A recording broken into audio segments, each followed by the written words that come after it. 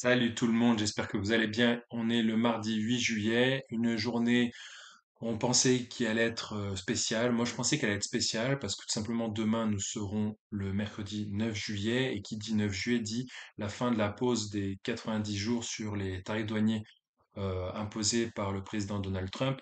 Et en fait, finalement, ça a été repoussé au 1er août 2025, me semble-t-il. Il aurait envoyé des lettres à tous les pays pour lesquels il n'aurait pas eu de deal pour justement les informer que, en l'absence de négociations intéressantes pour lui, eh bien, ces pays seraient imposés, fortement taxés. Avant de continuer, un petit résumé de l'actualité économique et boursière telle que je l'ai compris. Le délai, la date limite du 9 juillet, elle passe au 1er août pour les pays qui n'ont pas encore négocié avec les États-Unis. Les pays qui ont déjà négocié avec les États-Unis à ce jour, ce sont le Royaume-Uni et le Vietnam. Et il y aurait a priori la Chine, voilà, dont on n'a pas encore les éléments exacts de cette négociation, on ne sait pas ce qui a été conclu. En ce qui concerne la plupart d'entre nous, donc on va dire l'Union européenne n'a pour le moment pas encore conclu d'accord avec Donald Trump et la Maison Blanche. Ça ne saurait tarder, il me semble que Ursula von der Leyen est sur le coup. Elle aurait dit dans un premier temps, en gros, s'il vous plaît, ne taxez pas le luxe, les cosmétiques et l'aéronautique. Donc, ça sous-entend quoi pour moi? Le luxe, bah, c'est tout ce qui est Hermès, Kering, LVMH hein, pour la France. Cosmétiques, bah, je pense à L'Oréal. Et enfin, l'aéronautique, bah, c'est tout ce qui est en lien avec la défense, donc Safran, Thales, Rheinmetall, Leonardo, Iveco, Indra System, etc. Donc, autant vous le dire tout de suite, hein, celles et ceux qui sont actionnaires de Stellantis et même de Renault, mais surtout Stellantis, c'est mal parti, hein. Vous allez prendre cher. Ah oui, je sais, c'est pas cool. Bah oui, c'est pas cool. C'est comme avoir un moteur PureTech, c'est pas cool. Oui, Stellantis n'a pas été cool avec nous. D'ailleurs, j'ai laissé un bras. Je t'invite à regarder la vidéo si tu l'as pas déjà vue. Où j'en étais déjà? Mon PEA qui est à 11,7%, là où le DAX fait 20,22%. Le CAC 40 fait 4,46%, le S&P 500 fait 5,92%, et enfin le CW World qui fait malheureusement moins 0,42%.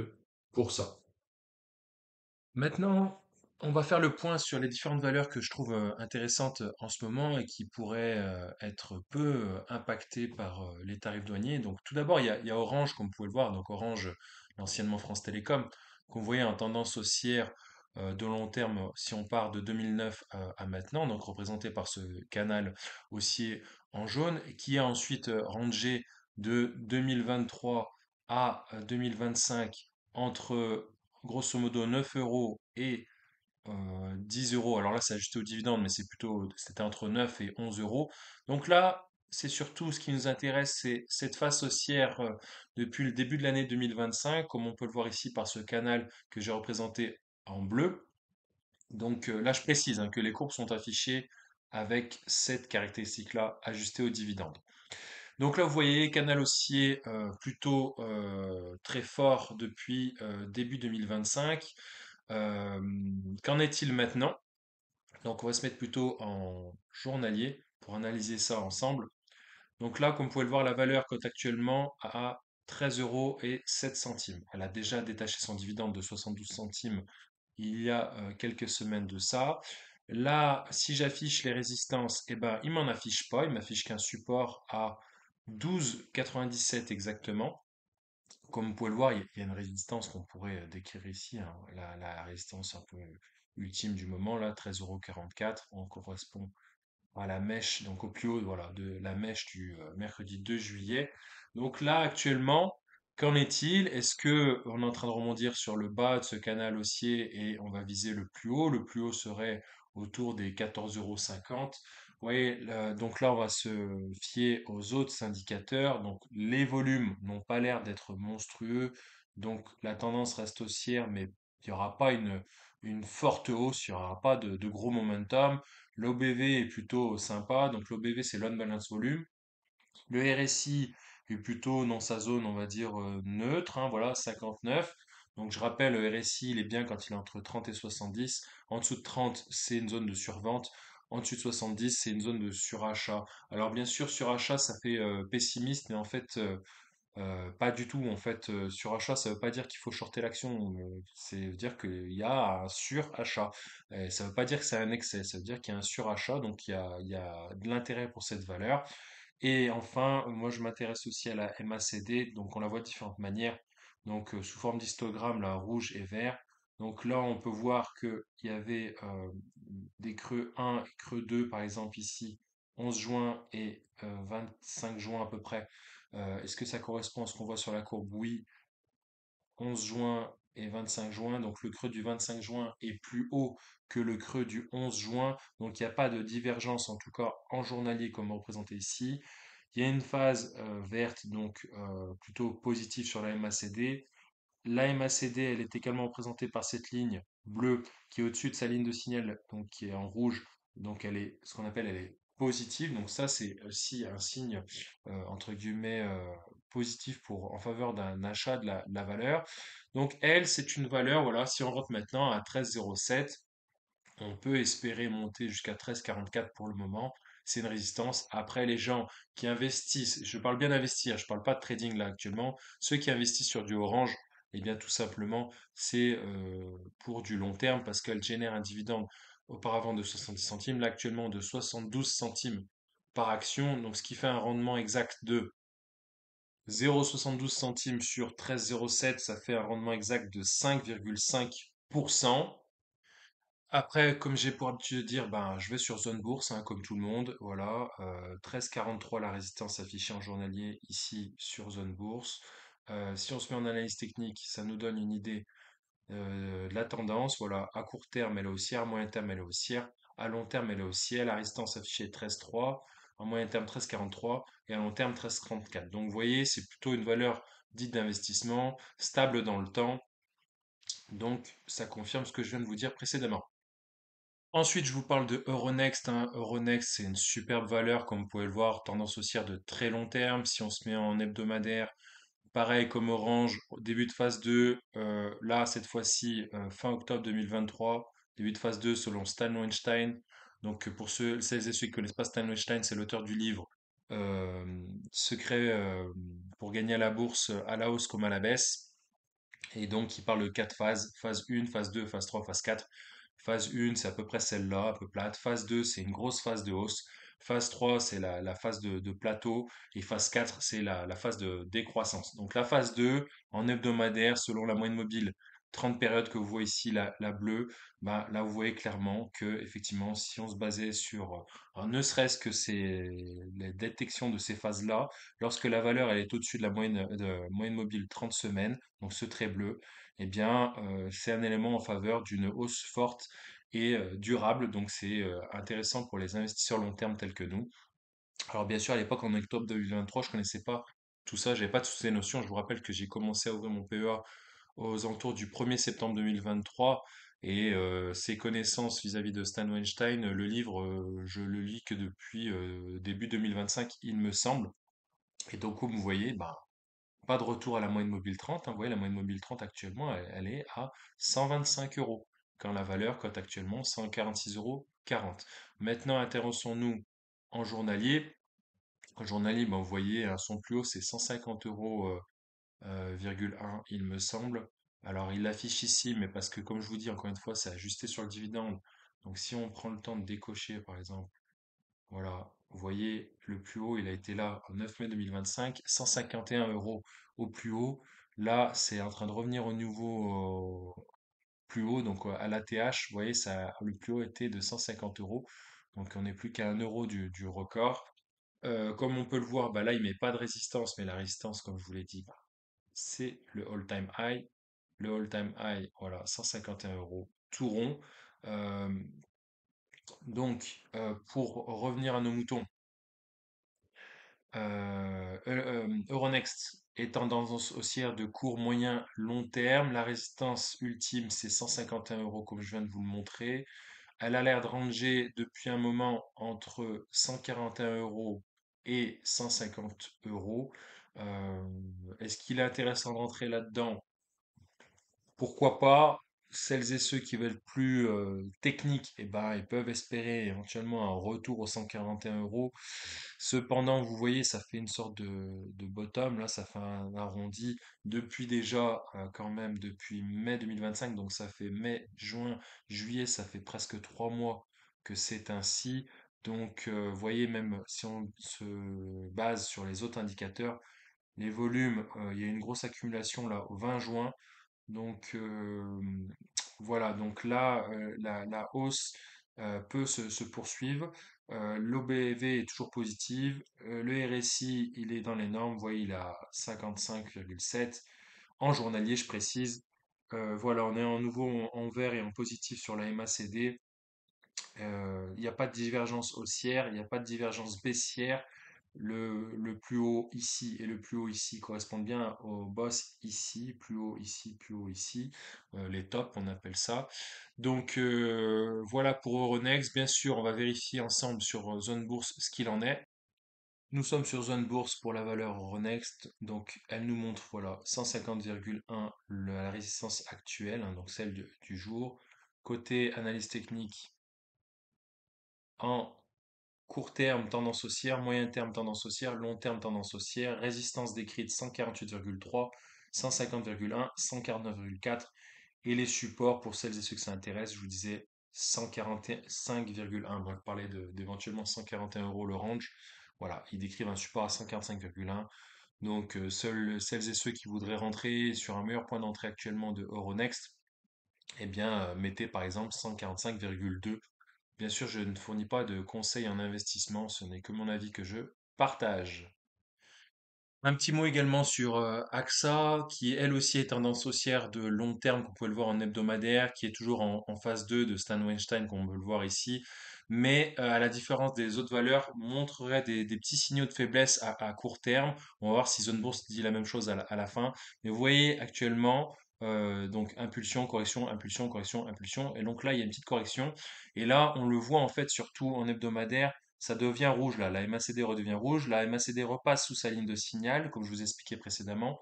Le RSI, il est toujours au-dessus de 50, donc plutôt en faveur d'un achat, mais pas de surachat. L'OBV reste positive, mais elle a arrêté de croître, hein. Vous voyez, le pic, il est là. Ici, c'est un peu plus bas. Les volumes, il y en a pas tant que ça. Alors là, c'est en hebdomadaire, donc du coup, nous sommes que mardi, donc de la semaine. Donc la semaine n'est pas encore terminée, mais on est en mois de juillet, donc il est possible qu'il n'y ait pas de grosses folies sur le mois de juillet. C'est pas un mois très actif en trading et en bourse. Si on se met en journalier, eh bien, comme on peut le voir, voilà, il y a des résistances décrites. Donc le plus haut actuel d'AXA, l'ATH, est à 42,98 exactement. La résistance est décrite à 42,71. Une autre résistance voilà, est à 41,63. Et le support, il n'en met pas, mais on peut en tracer un ici. Voilà, le support, il est à peu près j'en mettrai un ici. Voilà, donc là je vais le mettre en vert pour justement que ça soit pas, voilà, qu'on ne confonde pas. Celui-là, on peut le virer. Celui-là aussi. Donc voilà, un support que je décrirai à 40,42 €. Donc voilà, on peut s'attendre à un retour à 40,42 €. Comme vous pouvez le voir là, au niveau de la MACD, le creux 1 est supérieur au creux 2, le creux 1 supérieur au creux 2, donc il n'y a pas de divergence actuellement. Si on se met en horaire de principe pour voir s'il y a d'autres éléments, bah vous voyez, il y a une faiblesse au niveau de la MACD. Ce top 1 est plus bas que le top 2, et là le top 1 est plus bas que le top 2. Donc là, il y a clairement une divergence baissière. Vous voyez donc ici, si je trace un segment pour que vous compreniez, hein, je prends un instant pour que vous compreniez. Mince, c'est pas le bon outil que j'ai pris. Si je prends, voilà, top 1, top 2. Bon, excusez-moi, ça ne veut pas le faire. Je recommence une dernière fois avec un segment, voilà, une flèche, tiens. Top 1, top 2. Si je refais la même chose, top 1, top 2. Donc ça, on appelle ça On va même le mettre. Bon, vous avez compris, je ne vais pas passer trop de temps dessus. Voilà, il y a une divergence baissière. Donc là, ça va vers le bas, alors que la courbe, elle allait vers le haut. Donc ça veut dire qu'il va y avoir probablement une correction. Donc là, en horaire, vous voyez, il y a un autre support décrit à 40,93 €. Je me remets en journalier, parce on n'est pas vraiment des traders, là on parle plutôt investissement. Voilà, c'est une valeur assez plébiscitée par les Français, AXA. Donc, vous voyez, on peut retourner, je vous ai dit par exemple à 40,42 €. Maintenant, regardons ce que Zone Bourse nous dit. Zone Bourse nous montre, comme je vous disais, moi j'ai dit 40,42 € exactement, donc je ne mens pas, 40,42 €, et là vous voyez, il affiche un support journalier à 40,64 €. Si on se met en analyse technique, qu'est-ce qu'il dit écrit? Voilà, court terme baissière. Donc ça colle avec ce que je vous disais, et ça ira en direction de 40,64 €. À moyen terme, ça reste haussier et au long terme également, et les résistances 41,58, 42,71 et 42,71 également. Maintenant, je vais prendre quelques instants pour analyser avec vous la valeur LVMH, parce que justement, certains croient qu'elle est peut-être en train de se retourner, peut-être elle est en train de revenir peut-être qu'il y a un retournement haussier, un retournement de tendance. Alors, on va voir ça ensemble de manière analytique. Donc, vous voyez, LVMH, valeur du luxe, valeur phare du CAC 40, le poids le plus lourd du CAC 40, tendance haussière de très long terme. Et puis, il y a eu un retournement de tendance, surtout depuis mai 2023 jusqu'à maintenant. Si on se met en hebdomadaire, la tendance actuelle est baissière, hein. Donc il y a un canal qu'on pourrait tracer concrètement comme ça. Voilà, donc un canal pour le tracer, pour qu'il soit valable, il faut qu'il y ait au moins 3 points qui touchent, hein. Si vous n'en avez que 2 points, c'est pas bon. Donc pour vous donner un ordre d'idée, ça fait à peu près, voilà, à peu près. Donc 3 points. 1, 2, 3, 4, 5, 6, 7, 8, 9, vous avez compris le principe. Et là, 1, 2, 3. Donc là, on est clairement en tendance baissière, donc la fameuse phase 4 de Stanley Weinstein. Si on se met en journalier justement pour voir s'il y a un retournement de tendance, parce qu'effectivement, moi aussi, j'ai repéré cette bougie verte, tout comme vous, eh bien là, voilà. Là, par exemple, en hebdomadaire, effectivement, comme on disait tout à l'heure, là, c'est intéressant, effectivement. Je découvre avec vous. Ici, creux numéro 1, creux numéro 2, et ici, creux numéro 1, peut-être un creux numéro 2. Donc effectivement, en hebdomadaire, il y aurait une divergence haussière, donc peut-être, je dis bien peut-être, un retournement de tendance. La MACD repasserait au-dessus de sa ligne de signal. On est en hebdomadaire. Je précise que les divergences sont surtout intéressantes pour le trading plutôt à court terme. Donc si on se met en journalier, est-ce qu'on va voir la même chose? Donc creux 1, creux 2. Là, bon, on va virer celle-là parce que justement la MACD a changé. Donc là, on est dans le vert, effectivement, on est dans le vert, mais pour le moment, la MACD n'est pas encore positive, elle n'est pas encore au-dessus de 0. Là, vous voyez, le trait blanc, c'est 0, elle est au-dessus de sa ligne de signal, il se passe quelque chose, comme ici, voilà, comme là, etc. On voit des petits nuages verts, là, si je puis dire. Mais vous voyez, le nuage vert qui est ici, c'était juste pour montrer cette légère hausse qui fait partie de cette tendance baissière qui est beaucoup plus forte. L'OBV, hein, prenons un instant à regarder l'OBV, donc on en parlait peu tout à l'heure, mais là, vous voyez, il y a un signal pour dire qu'il y avait une baisse. Vous voyez, ça montait, et puis là, il y a eu un décrochage. Il y a eu de moins en moins voilà, l'OBV, c'est l'unbalance volume, elle est de plus en plus basse. Donc elle n'est pas encore négative, hein, quand elle est négative, elle devient rouge. Là, elle est toujours positive, mais voilà, il y a une tendance baissière également sur l'OBV. De même, il n'y a pas de surachat au niveau du RSI, comme on aurait pu voir ici, et qui aurait expliqué ce pic, notamment lorsque la Chine avait annoncé des mesures de relance économique, hein. Moi, je vous rappelle que j'étais actionnaire d'LVMH, je l'ai acheté en dessous de 700, je suis allé jusqu'au 830, au 870 même, j'ai connu la baisse également, et puis j'ai revendu tant bien que mal à 750, et je me suis fait une petite plus-value de 12%, il me semble, à ce moment-là, donc fin janvier 2025. Et ça m'a permis de mettre mes billes sur autre chose, notamment sur du Euronext, du Geronimo Martin, du Fresenius, qui avait pas mal augmenté à ce moment-là. Et on va même aller encore plus loin, on va regarder en horaire. si vraiment il y a quelque chose en faveur d'un retournement de tendance. Vous voyez les volumes, pas ouf. Vous voyez l'OBV négatif, c'est ce que je vous expliquais. Mais là, on est en horaire. Le RSI, il n'est pas en surachat, il a été là en surachat ici, d'accord? Là, il est en achat, entre guillemets, puisqu'il est à 62. Ça redevient vert, mais on est en horaire, c'est pas aussi puissant que si on voyait tous ces indices, ces indicateurs techniques sur des durées plus longues, sur des horizons de temps plus longs, type journalier, hebdomadaire, voire même mensuel. Regardons maintenant ce que Zone Bourse nous dit. Donc là où ProRealTime nous montrait un support proche des 475 euros, là on voit un support décrit par ProRealTime à 464 euros et un autre à 437,55. Si on se met exactement sur l'analyse technique, l'onglet analyse technique, je suis pas connecté. Et voilà, tendance haussière à court terme. Oui, tendance haussière à court terme. Résistance à 488, hein, quand on cote actuellement à 482. Donc là, le potentiel de hausse, il n'est pas énorme, hein. Là, par contre, en moyen terme et en long terme, on reste baissier. Et voilà, avec des résistances plus élevées. Mais voilà, donc ça reste rouge par rapport aux autres valeurs. Donc vous voyez, donc pour le moment, c'est aussi à court terme, mais tant qu'on n'aura pas franchi ces 488,50 € si voilà, en termes de résistance, eh ben, il y a peu d'arguments pour dire qu'il y a un retournement de tendance. Effectivement, il y avait ce triangle, ce biseau, on est sorti de ce biseau fortement, mais là, l'heure est encore à la spéculation et les manœuvres géopolitiques actuelles, notamment avec Donald Trump, ne sont pas en faveur de LVMH.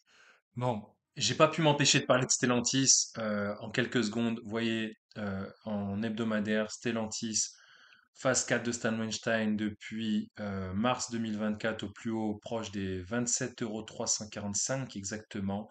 L'OBV est rouge, ça redeviendrait vert. Le RSI en dessous de 50, donc il est exactement à 37,9 en hebdomadaire, je précise. Le support majeur, c'est 7,52 € comme on peut le voir ici. Donc, à moins d'être rentré proche des 7,50 €, ne rentrez pas sur Stellantis, mais surtout pas. Il n'y a pas de retournement de tendance, ni en hebdomadaire, ni en journalier. C'est en train de ranger entre 8 € exactement et 9,17 €. En horaire, voilà, on le voit bien que c'est en train de ranger entre 8,90 € et 8,30 €. Donc voilà, ceux qui veulent faire du trading, eh ben pourquoi pas, rentrer sur 8,30 €, ressortir à 8,90 €, shorter à 8,90 €, reprendre à 8,30 €, etc. Mais ce n'est pas l'objet de cette vidéo. Alors c'est vrai que j'ai pas parlé d'aéronautique et de défense, donc là j'en parle actuellement avec Safran, Safran tendance haussière de long terme, on est en hebdomadaire, phase 2 de Stan Weinstein, pas de faiblesse dans la tendance, toujours de plus en plus haut, elle est remarquable. Est-ce que elle est, est-ce qu'elle est en fin de tendance? Non. Est-ce que faut continuer à acheter cette tendance ou attendre un léger repli? Donc, on voit en hebdomadaire, ben, c'est vert, vert, vert, hein, MACD, EBV, la courbe est verte, les bougies aussi. En journalier, voilà, il y avait une résistance décrite par ProRealTime à 275 € et 90 centimes. Elle a été franchie aujourd'hui jusqu'à un maximum de 277 € et 70 centimes pour recorriger à 275 € exactement en clôture de cette journée. Si on regarde en horaire pour être un peu plus proactif, eh bien, comme vous pouvez le voir, la MACD, top 1, top 2, donc divergence baissière par rapport au cours actuel. Donc oui, elle va probablement corriger. Vous voyez, on débute sur du rouge. Pareil, le RSI est en train de corriger. L'OBV est en train de corriger également. Les volumes ont été importants à la baisse à 303 000 de volume lors de la dernière heure de cotation pour Safran. Donc, eh ben, le prochain support en horaire, il est décrit à 265 €. Je pense qu'il est un peu bas. On peut éventuellement espérer, hein, si on veut être voilà, très long terme et prendre peu de risques, on peut mettre un ordre d'achat, par exemple, à 265 € et attendre sagement que ça y arrive, lentement mais sûrement. Après, ceux qui veulent faire du trading, par exemple, eh bien, moi, je prendrais par exemple un support à peu près par ici. Voilà, à peu près par là, 271 euros. Retour à 271 euros 30. Retourner à 276 euros. Voilà, bon, ça ferait pas beaucoup de marge de manœuvre, mais voilà, pour certains traders, ça pourrait être de l'argent facilement gagné s'ils maîtrisent ces objets. Bien sûr, regardons Zone Bourse, ce qu'il en est. Je vous conseille, quand vous faites des analyses techniques chez vous, là, comme je suis en train de le faire, c'est de toujours vérifier, voilà, de voir ce que les autres en disent, que les soi-disant pros en disent, c'est-à-dire zone bourse ou investing, pour voir si vous retombez sur les mêmes conclusions ou pas, parce que peut-être que vous avez mal interprété certains indicateurs techniques. Donc là, vous pouvez le voir, support décrit à 265,7 et un autre à 253,2 et un autre à 242,7 quand la résistance majeure est à 275,90 €. Regardons en analyse technique le résumé de bah mince, je peux plus payer. Donc j'ai regardé sur mon téléphone, hein. Croyez-moi sur parole, ça affiche en court terme tendance neutre, en moyen terme tendance haussière, en long terme tendance haussière et les résistances décrites sont exactement pour le court terme, 275,90 €. Pour le moyen terme, 275,90 € Et pour le long terme, il vise, accrochez-vous bien, 313,54 €. Et les supports sont respectivement 253,2, 242,7 et 229,15. Et enfin, je terminerai sur le CAC 40. Ça, c'est pour vous habituer à analyser des graphiques, hein. Plus vous regardez des images, mieux vous savez les interpréter. Donc, plus vous regardez des graphiques, et plus votre œil sera aguerri. Donc là, je vous ai représenté pour gagner un peu de temps le support qui me paraît pertinent et la résistance qui me paraît pertinente. Voilà, on est en train de ranger entre 7505 et 7955 pour le CAC 40. Donc tant qu'on sortira pas de cette zone, eh bien, il n'y aura pas de gros changements sur le CAC 40 et sur les valeurs du CAC 40 qui le constituent.